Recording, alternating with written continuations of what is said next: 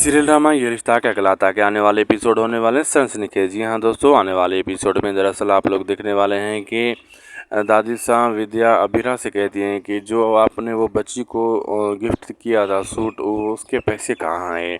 तो अभीरा कहती है मैं उससे पैसे लेने ही वाली थी, तो इतनी देर में दादी साहब का हॉस्पिटल से फ़ोन आ गया तो मैं नहीं ले पाई।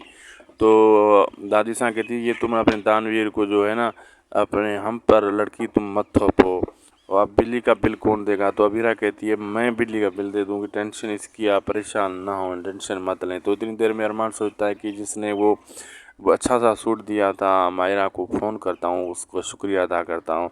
तो इतनी देर में वो फ़ोन करता है, अभीरा उससे आगे फ़ोन उठा दिया। देखते हैं आगे क्या होता है।